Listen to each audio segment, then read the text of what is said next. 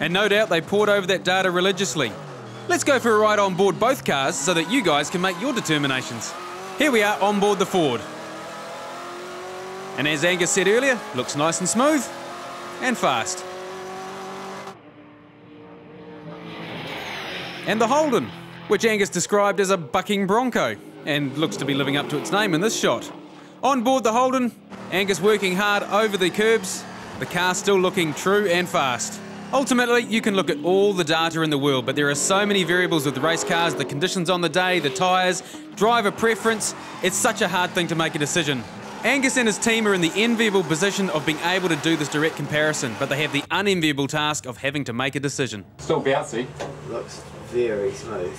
Better, but just got that mid-turn grip, eh? That thing just washes. And the ultimate result of all that testing and data analysis seems to be that the two cars produce very similar lap times, but in a very different way. Meaning one car might suit one track better than the other, which poses an interesting question for the rule makers. Can you chop and change cars throughout the season?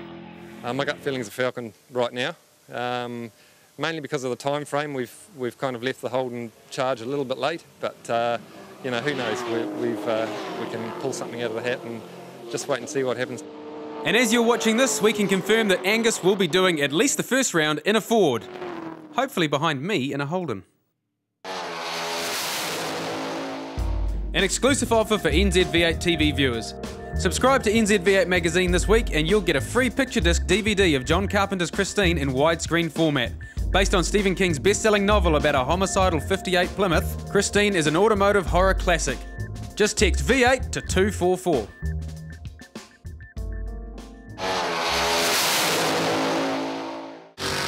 And don't forget Power Cruise is coming to Taupo Raceway on the 20th to 22nd of November.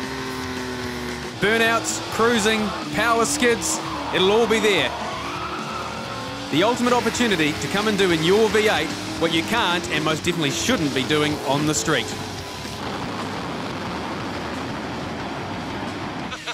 To take part, you have to register. Go to powercruise.com and sign up today.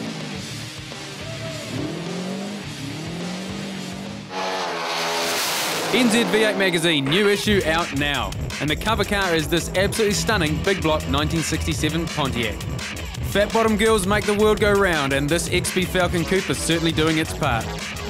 We all love the early Camaros. Let's see how the 2010 reincarnation stacks up. And we've got all the coverage of what was hot and what was not at the 2009 Speed Show.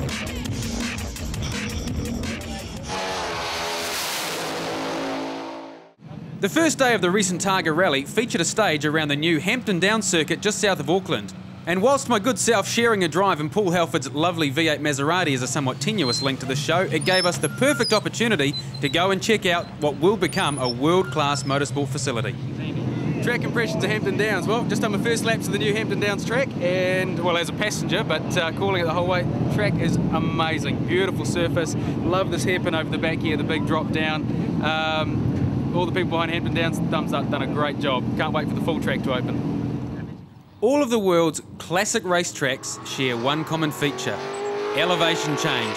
Something that, unusually in New Zealand given our geography, is sorely lacking from our tracks, and Hampton Downs is set to fix that. Just look at the drop into the infield hairpin here. Huge elevation change, blind crests, combined with a smooth, wide surface, makes for one hell of a fun track to drive. As a racer, I think this circuit is going to combine all the elements we need. A great surface, combined with some real character, and it's going to produce some fantastic racing for years to come.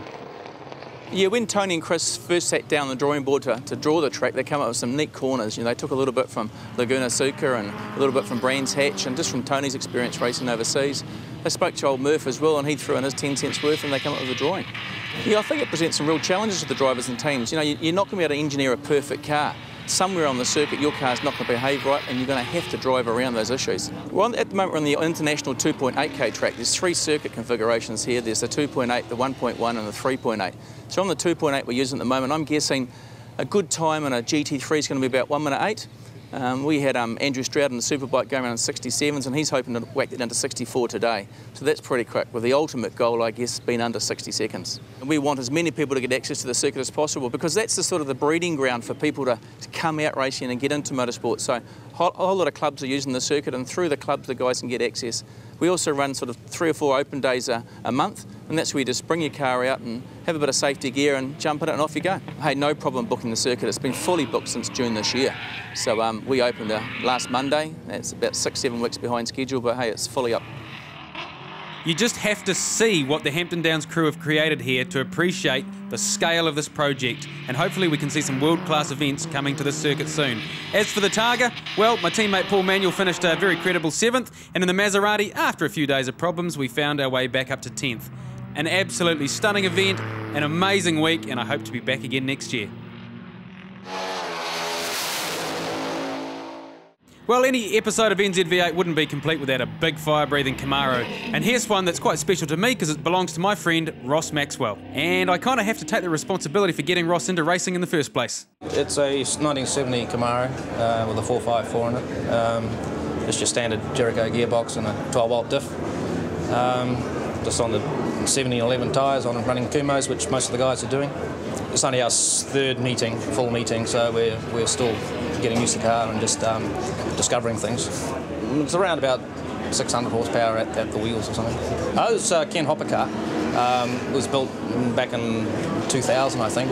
He built 4 of them. This is the last of the 4 that he built for a guy called Ross Maxwell. I don't actually own the car. It belongs to Ross, and Ross has kindly loaned it to me, or given it to me to use and maintain. Did a little bit of last season. And once again, with the downturn, I sort of put it off. But I made a big effort to come here because I really wanted to come to Eastern Creek. I came here in 07 as a supporter, and just blown away with the event. So we had to be here. Yeah, it's being an all cast iron big block. It's got cast iron heads as well. So it's a bit heavy on the nose, but that's what we've got. I mean, we've got the engine. A good deal on the engine, and we didn't want to play with it, so we play around with it, and try and put alloy heads on it, so it is what it is, and just have to live with it. And mate, isn't it cool that my mate lent his mate his car so he could go and race with his mates and they just all have a really good matey time, mate? Motorsport, it's all about your mates. And all this fun on NZV8 TV has been brought to you by Smith's Group, suppliers of leading automotive brands. And NAC Insurance. Not quite standard? Well, neither are they. Check them out on nac.co.nz. And the answer to our question, who has more New Zealand V8 championships, Ford or Holden? Well, it's 5 Ford and 4 Holden. But watch this space.